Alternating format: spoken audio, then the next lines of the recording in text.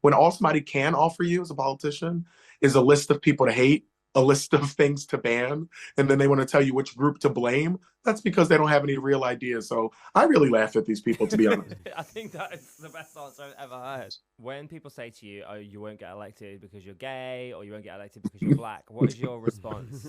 I mean, it's really nonsense. And I think it betrays two things. First, it suggests that any white person from a small town in Pennsylvania, of course, they're racist. Just remind people that A, that's pretty offensive. And then B, just look at the score. Barack Obama secured more votes in Pennsylvania than any person ever running statewide in Pennsylvania by a lot. And when you look at, excuse me, what we were able to do in our campaign, being massively outspent, we completely overperformed our polls, overperformed, I think, every expectation, and frankly went on after I lost the primary to be the most active surrogate for Democrats across Pennsylvania. We had some pretty historic victories this term. We elected Austin Davis, my good friend, to be the first African-American lieutenant governor in Pennsylvania history. My other friend, Summer Lee, became the first Black woman to represent Pennsylvania in Congress this last session. Joanna McClinton's the second Black person, first woman to lead the Pennsylvania House of Representatives after we flipped the House for the first time in 12 and a half years. So we made a lot of progress, and people elected candidates from across the political spectrum of the Democratic Party. I think what people want are candidates who are speaking honestly and authentically, to their needs, to their concerns, and we really did that, I think. You must have experienced a hell of a lot of racism and homophobia, not just when you were running for the Senate, but I'm guessing your whole political career, right? Clearly, you're a strong person, and you've just gone, I'm just not having that. How have you sort of found the strength to do that? It really doesn't take too much. Bigotry is a burden, and it's not a burden I have to carry. Somebody's racism, homophobia, that's their problem, their fault, their issue, not mine.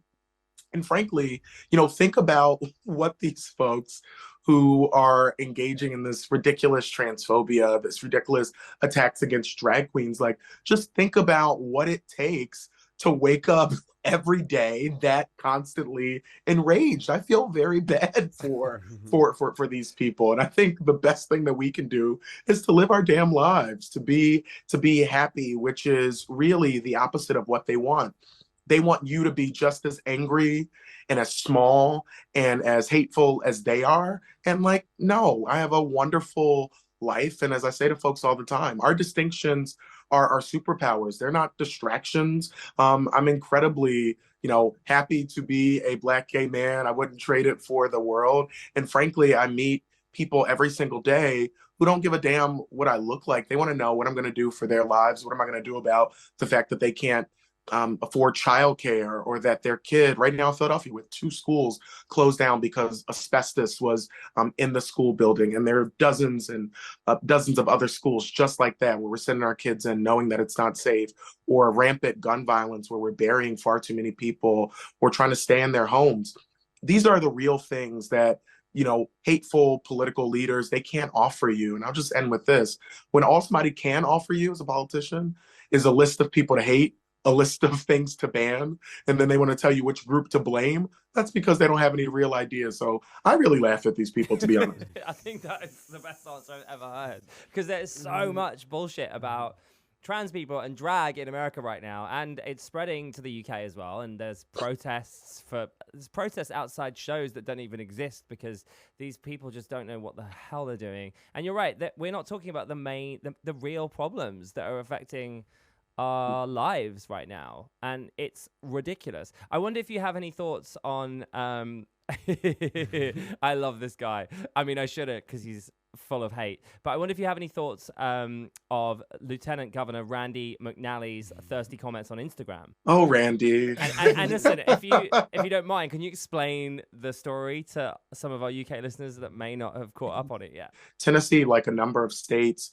has passed really homophobic, transphobic legislation, including banning drag, performances. God forbid somebody, lip sync Whitney Houston, the world's gonna come crumbling down. But anyway, the lieutenant governor who was instrumental in getting this legislation passed has a predilection for going on and, making interesting comments on the profiles of very gay Instagrammers, and God bless his heart. But the problem is he wants to make other people's lives difficult who might want to engage in the same type of behavior he himself is very fond of. And this is really the hypocrisy and the really ridiculousness of it all. But the Republican Party has always fought for the idea that they are the party of freedom. But look at what they're doing. Their entire agenda is making it difficult for people to access abortion, trying to block people from going to, to drag shows, banning books, and being all around unhinged individuals in many political respects. As I like to say, these folks live full time on Fantasy Island. They used to visit, but they've really, taken up shop